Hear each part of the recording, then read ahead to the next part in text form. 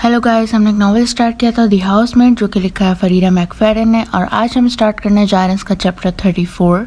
तो चलिए शुरू करते हैं। मिली। मैं अगली सुबह गेस्ट बेडरूम में जागती हूँ। एंड्रू मेरे साथ सो रहा है। गुज़िश्ता रात नीना के जाने के बाद हम यहाँ आकर सोए थे। मैं इसके बिस्तर पर नहीं सोना चाहती थी जहाँ नीना एक रात पहले सोई थी, और ऊपर वाली मंजिल पर मेरा छोटा बिस्तर 2 लोगों के लिए आरामदायक नहीं था। तो यह हमारा दरमियानी रास्ता था। अगर हम इसी तरह आगे बढ़ते रहे, अगर हमारे ताल्लुकात मजीद गहरे हो गए, तो मुझे आखिरकार मास्टर बेडरूम में सोना पड़ेगा। लेकिन अभी नहीं। वहाँ अब भी नीना की खुशबू बसी हुई है। इसकी बू हर चीज से चिमटी हुई है। एंड्रू की आंखें आहिस्ता आहिस्ता खुलती हैं, और जब वो मुझे अपने पास देखता है तो इसके चेहरे पर एक मुस्कुराहट फैल जाती है। ओहो, हेलो, वो कहता है। हेलो, तुम्हें भी। वो अपनी उंगली मेरी गर्दन से लेकर कंधे तक फेरता है, और मेरे पूरे जिस्म में एक सनसनी दौड़ जाती है। मुझे तुम्हारे साथ जागना बहुत अच्छा लगता है, इसके बजाय। मुझे भी ऐसा ही महसूस होता है। मैं उम्मीद करती हूँ कि कल भी मैं इसी तरह इसके साथ जागूं, और इसके अगले दिन भी।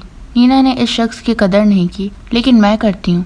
इसने अपनी जिंदगी को मामूली समझा। ये सोचना अजीब लगता है कि अब जिंदगी मेरी होने वाली है। वो झुककर मेरी नाक पर एक किस देता है। मुझे उठना चाहिए, मुझे एक मीटिंग में जाना है, वो कहता है। मैं बिस्तर में बैठने की कोशिश करती हूँ। मैं तुम्हारे लिए नाश्ता बना देती हूँ, ये सोचना भी मत। वो बिस्तर से निकलता है और कंबल इसके बेऐब जिस्म से फिसल जाता है। वो वाकई ज़बरदस्त फिटनेस में है।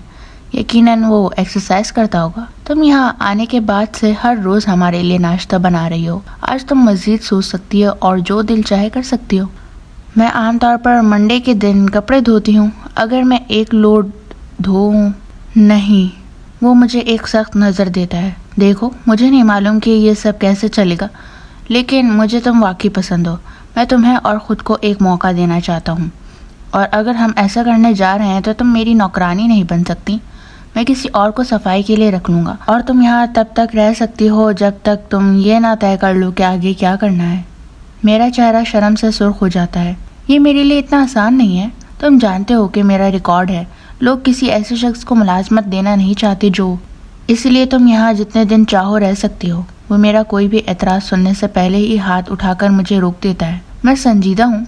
मुझे तुम्हारा यहाँ होना अच्छा लगता है, और शायद हो सकता है कि ये हमेशा के लिए हो जाए। वो मुझे एक दिल फरेब शीरी मुस्कुराहट देता है, और मैं बिल्कुल पिघल जाती हूँ। नीना वाकई पागल है जिसने इस आदमी को जाने दिया। मुझे अब भी खौफ है कि वो इसे वापस पाने की कोशिश करेगी। मैं देखती हूँ कि एंड्रू अपने मजबूत पैरों को बॉक्सर शॉर्ट्स में डालता है। हालांकि मैं जाहिर यही करती हूँ कि मैं नहीं देख रही।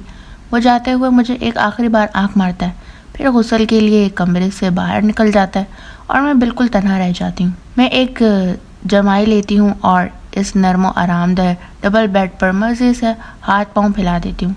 जब मुझे ऊपर वाले कमरे में एक छोटा बिस्तर मिला था तो मैं बहुत खुश थी, लेकिन ये तो एक अलग ही दुनिया है। मुझे अंदाज़ा भी नहीं था कि मैं मुसलसल अपने कमर में जकड़न के साथ घूम रही थी। लेकिन सिर्फ एक रात इस गद्दे पर सोने से मेरी कमर बेहतर महसूस होने लगी है। एक लड़की इस ऐशो आराम की आदी हो सकती है। मैंने अपना फ़ोन रात को बेड के साथ रखे टेबल पर छोड़ दिया था, लेकिन अब वो अचानक वाइब्रेट होने लगता है। मैं फ़ोन की तरफ हाथ बढ़ाती हूँ और स्क्रीन पर आने वाले मैसेज को देखकर माथे पर बल डाल लेती हूँ। Blocked number.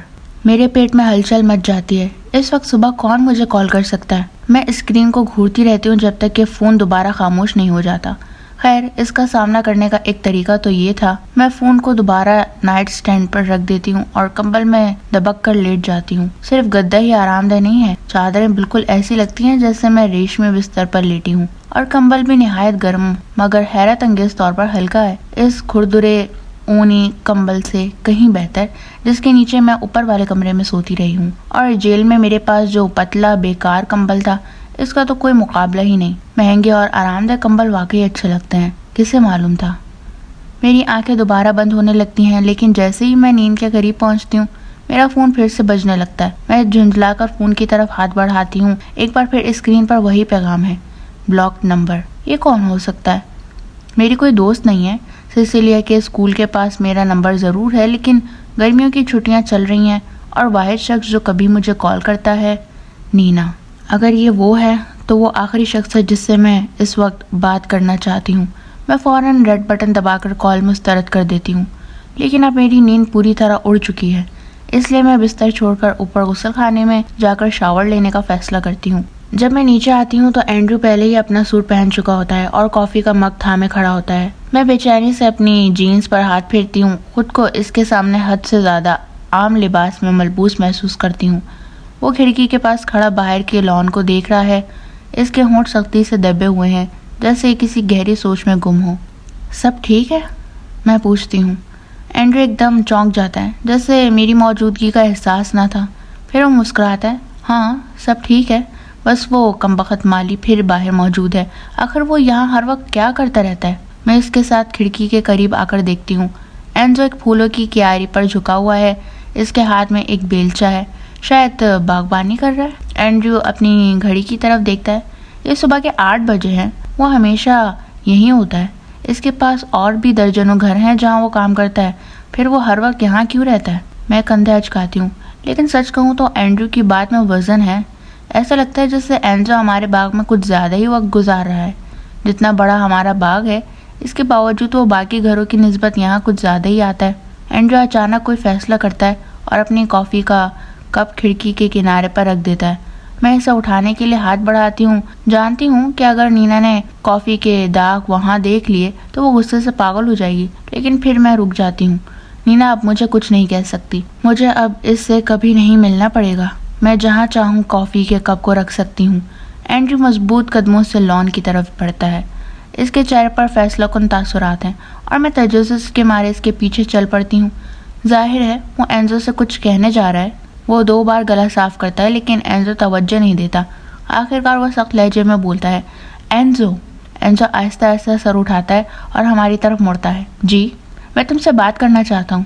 اینزو لمبی سانس لیتا ہے اور آہستہ آہستہ کھڑا ہو جاتا ہے۔ وہ اتنی سستی سے ہماری طرف آتا ہے جیسے اسے کوئی جلدی نہ ہو۔ ہاں کیا چاہیے؟ دیکھو، اینڈریو لمبا ہے لیکن اینزو اس سے بھی کئی زیادہ لمبا ہے اور اسے سر اٹھا کر اس سے بات کرنی پڑتی ہے۔ تمہاری یہاں مدد کا شکریہ، لیکن ہمیں اب تمہاری ضرورت نہیں ہے، تو پلیز اپنی چیزیں سمیٹو اور اگلے کام پر چلے جاؤ۔ کی کوزا، اینزو کہتا ہے۔ اینڈریو کے ہونٹ سختی سے بھینج جاتے ہیں۔ میں نے کہا ہمیں تمہاری ضرورت نہیں ہے، ختم، بس تم جا سکتے ہو۔ اینزو اپنا سر ایک طرف جھکاتا ہے۔ مجھے نوکری سے نکال رہے ہو؟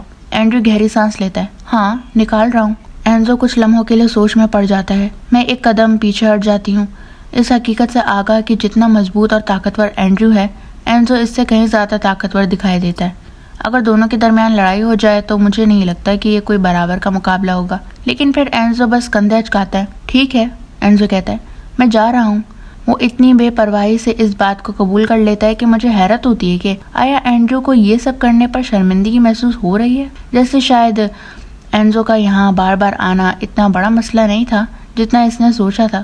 لیکن اینڈریو اطمینان سے سر ہلاتا ہے۔ گریٹزے، پچھلے کچھ سالوں کی مدد کے لیے شکریہ۔ اینزو خالی نظروں سے اسے گھورتا رہتا ہے۔ اینڈریو کچھ بڑبڑاتا ہے اور واپس گھر کی طرف چل دیتا ہے۔ میں بھی اس کے پیچھے چلنے لگتی ہوں، لیکن جیسے ہی اینڈریو دروازے کے اندر داخل ہوتا ہے مجھے ایک جھٹکا محسوس ہوتا ہے۔ مجھے سمجھنے میں ایک لمحہ لگتا ہے کہ اینزو نے میرا بازو پکڑ لیا ہے۔ میں فوراً پلٹ کر اسے دیکھتی ہوں، اس کا چہرہ یکسر بدل چکا ہے، خاص طور پر جیسے ہی اینڈریو گھر میں داخل ہوا۔ اس کی سیاہ آنکھیں پھیلی ہوئی ہیں اور وہ گہری نظروں سے مجھے دیکھ رہا ہے۔ ملی، وہ دھیرے سے کہتا ہے، تمہیں فوراً یہاں سے نکلنا ہوگا، تم بہت بڑے خطرے میں ہو۔ میرا منہ حیرت سے کھل جاتا ہے، نہ صرف اس کے کہے گئے الفاظ کی وجہ سے بلکہ جس انداز میں اس نے یہ کہا۔ جتنی دیر سے میں یہاں کام کر رہی ہوں، اینزو نے مشکل سے ہی کبھی 2 یا 3 انگریزی کے الفاظ جوڑے ہیں، لیکن اب اس نے 2 مکمل جملے بول دیے۔ اور صرف یہی نہیں بلکہ اس کا وہ مخصوص اٹیلین لہجہ جو پہلے اتنا گاڑھا تھا کہ اسے سمجھنا مشکل تھا، اب کہیں زیادہ ہلکا اور روانی سا ادا ہوا۔ یہ ایسے شخص کا لہجہ تھا جو انگریزی زبان میں کافی مہارت رکھتا ہے۔ میں ٹھیک ہوں، میں کہتی ہوں، نینا جا چکی ہے۔ نہیں، وہ سختی سے سر ہلاتا ہے، اس کی انگلیاں اب بھی میرے بازو کے گرد مضبوطی سے بندھی ہوئی ہیں۔ تم غلط ہو، وہ گئی نہیں ہے۔ اس سے پہلے کہ اینزو مزید کچھ کہہ سکے، گھر کا اگلا دروازہ اچانک زور سے کھل جاتا ہے۔ اینزو فوراً میرا بازو چھوڑ دیتا ہے اور پیچھے ہٹ جاتا ہے۔ ملی، اینڈریو دروازے سے جھانکتا ہے، اس کی آنکھوں میں سوال ہوتا ہے، سب ٹھیک ہے؟ میں بمشکل جواب دے پاتی ہوں، ہاں سب ٹھیک ہے۔ تم اندر آ رہی ہو؟ میرا دل چاہتا ہے کہ میں باہر ہی رہوں اور اینزو سے اس عجیب و غریب وارننگ کے بارے میں پوچھوں، یہ جاننے کی کوشش کروں کہ وہ مجھے کس خطرے سے آگاہ کر رہا تھا، لیکن مجھے گھر کے اندر جانا ہوگا، میرے پاس کوئی اور راستہ نہیں ہے۔ میں جیسے ہی اینڈریو کے پیچھے گھر میں داخل ہوتی ہوں، ایک آخری نظر اینزو پر ڈالتی ہوں۔ وہ اپنے ٹولز سمیٹنے میں مصروف نظر آتا ہے۔ وہ میری طرف دیکھنے کی بھی زحمت نہیں کرتا جیسے کچھ ہوا ہی نہ ہو، لیکن جب میں اپنے بازو کی طرف دیکھتی ہوں تو مجھے اس کی انگلیوں کے چھوڑے ہوئے سرخ نشانات صاف دکھائی دیتے ہیں۔